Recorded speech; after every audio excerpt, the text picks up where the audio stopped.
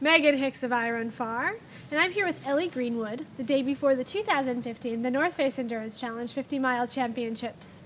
Good afternoon, Miss Greenwood. Good afternoon, yes. How are you? I'm very good, yes, thank you. Ready to go. Rearing to go? Yeah. You've arrived to San Francisco last night, and you had a little visit out on the course today. Yeah.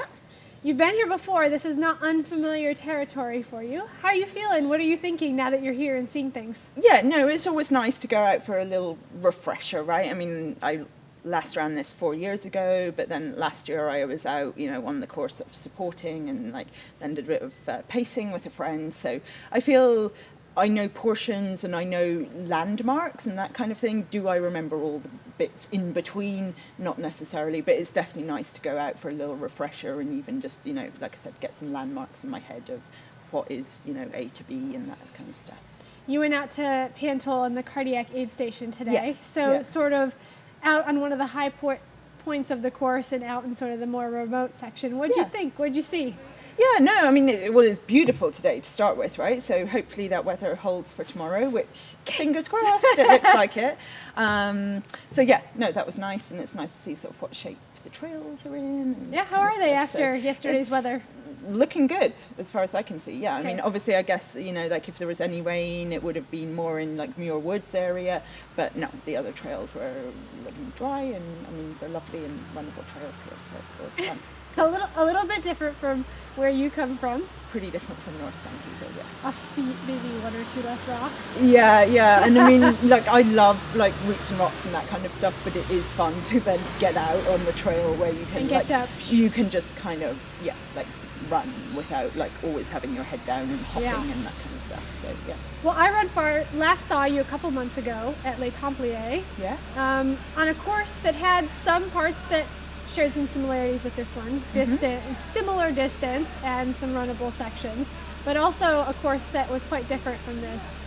Yeah, Les Templiers has definitely got some super runnable stuff to the extent that early on you have to be careful not to just get absolutely carried away because it is so wide runnable, untechnical terrain.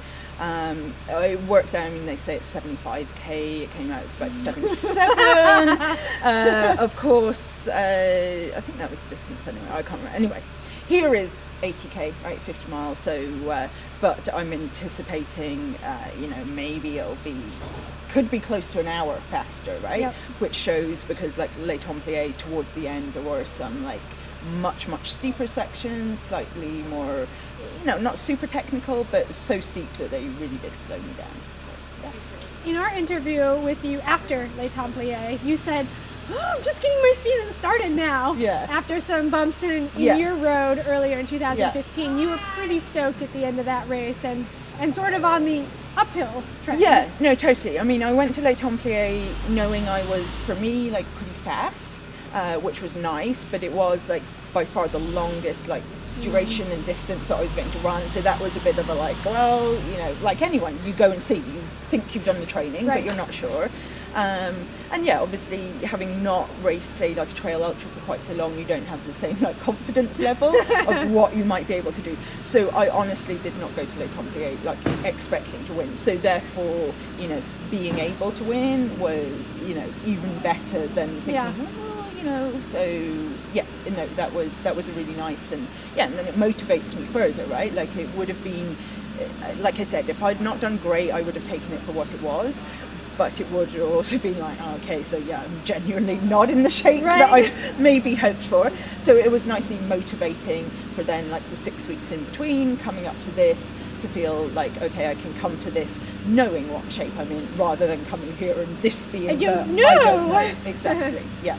So talk about those 6 weeks. You had some time to recover. It was kind of a burly 70, whatever odd K it turned out to be. It probably took a little time to recover. So after that, what did you do for your training in that little window that you could train? Yeah, the only thing I probably did was jump back in a bit too quickly because obviously I was okay, North Face, it's not that long away, right?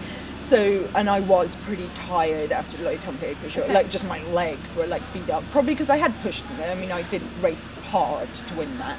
But yeah, then they've come around, they've come back together, and yeah, I mean, I carried on. I did, I was still doing my speed work and getting out and getting some more, and I know it sounds like maybe odd, but some more long-ish runs if I could, because again, I just trained enough for Les Templiers, so I wanted to still get some longish runs in, and then I have made sure that I've rested for sure, this week coming up to this, because I knew I can't come into this with tired legs. And Ellie Greenwood is always fighting niggles, right? Yeah. Are you healthy? Yes, I mean, I'm always fighting niggles, right? And whether it's every runner, and I sometimes think, am I just the one that moans about them more? No, moan more. There may be aches and pains tomorrow. Nothing serious. Nothing that I had, during the summer that was preventing me from running. So no, I'll go out and have fun, and I'm feeling all good. Last question for you. Yeah. You raced this in 2011. Yeah. You came second to Anna Frost that year. You've Yeah. been here since as a spectator and a volunteer and a helper, so you've kind of seen the competition go by in times since. Are you hungry to improve upon second place? Have you come here to win? I know it'll be a tough call. I have absolutely, to me it goes without saying, Magdalena Boulet, right, who I've never raced against and had, obviously an amazing career in running, in road running, right, in marathoning, and then she has transitioned amazingly and now compared to her winning this race this time last year, she's got even more ultra experience and has had this awesome year. So she is one person, and then I would say probably these days, even compared to 4 years ago, I would say the depth of the field is more.